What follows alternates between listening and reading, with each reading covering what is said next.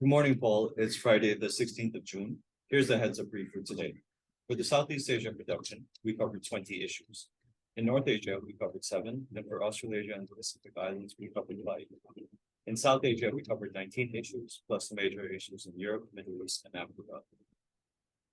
Yep, I've been keeping on top of the EMEA chats you're having with clients through the apps. Interestingly, I noticed some issues occurring in Thailand, so go ahead with a brief. In Thailand, the Election Commission will announce the verification of 95% of 500 MPs by the 21st of June. There are rumors that some parties will lose some seats. Some rumors say that the Move Forward Party will lose approximately 10 seats. Okay, it's interesting. I'm not sure what's behind that or how they're jiggling that, but let's just see how that unfolds. I mean, it's only Tuesday or Wednesday next week, so we need to keep right on top of that. Given that I'm in Outback Aussie at the moment, you're going to have to ring me if you see anything's occurring, even if it's evening time, my time, please. Yeah, we'll do that. Also in Thailand, in the deep south, 4 police officers were injured in a roadside bomb attack in Yala province yesterday. Okay, thanks for that. Look, I mean, obviously Yala and the other 3 provinces in the south, even Songkhla has been showing escalated risks of late. Can you please just double check with Bhargav, make sure that all our production, particularly these locations that are ongoing in terms of fatal accidents and major injuries, are all getting into the database? We've obviously got 2 new ladies on the team. I just want to make sure that we haven't lost the process to get it all into the database. That's critical when we're doing quick analysis for clients. Yeah, I'll double check with Mark on that. Cheers. In Indonesia, the Constitutional Court yesterday rejected an application for changing the electoral system to a closed proportional system. This is after the Indonesian Democratic Party of Struggle, led by Megawati, had tried to change the current open proportional system in which people can vote for politicians and not parties. Megawati wanted to change that to a closed system where people would have to vote for parties without knowing who the candidates are. Look, I think, funnily enough, the Democratic Party of Struggle, PDIP, and Megawati, there's a lot of irony in the name. I think they are actually struggling to be a Democratic Party. Thank you. Right. And in Malaysia, the final rounds of negotiations between the Pakatan Harapan Coalition and the Barisan Nasional on seat allocations for the upcoming state elections took place in Kuala Lumpur yesterday. They said that they would release more details on how the seat allocation would work for the upcoming state elections. Elections will be held in Penang, Kedah, Selangor, Negeri Sembilan, Terengganu, and Kelantan this year. Yeah, look, I think it's really important. Obviously, I don't know exactly when those elections are. Just flick that through to me on a WhatsApp message. You're obviously going to be in Malaysia in a couple of months, but prior to that, depending on when the elections are, I'd like you to have a really good chat to Rumley, okay? I think you should get Rugger, a couple of other of our key people on board. It doesn't need me on it, but I think it's really important to hear his views and analysis, okay? Moving over to South Asia, in Pakistan and Punjab, authorities have dug up trenches along the Grand Trunk Road near the Jhelum Bridge to block the long march being held by the Islamist Tehreek-e-Labbaik Pakistan.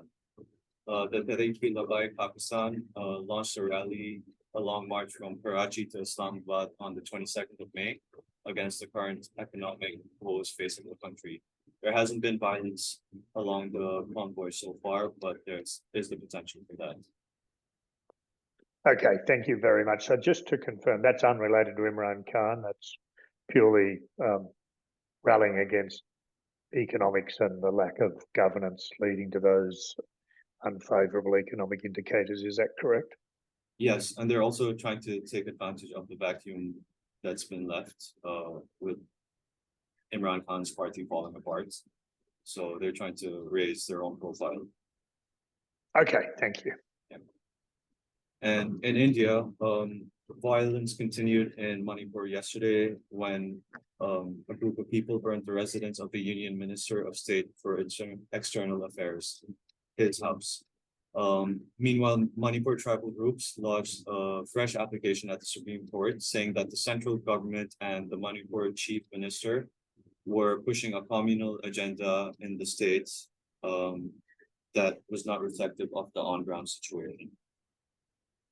Yeah, and I think this sort of angle towards ethnic cleansing and various issues pertaining to different religions is extremely unhealthy.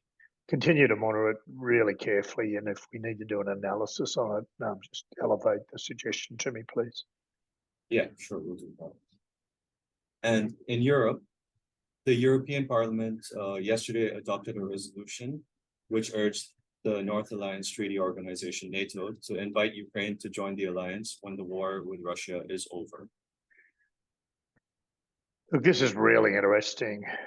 Obviously, there are many forces, Europe, the West, ably led by America, NATO, of course, which it's also the key leader in, would actually have been good to either let them enter or say you're going to start a war that could destroy their country before we enter it. Do you still want to progress with pushing the strings of Putin?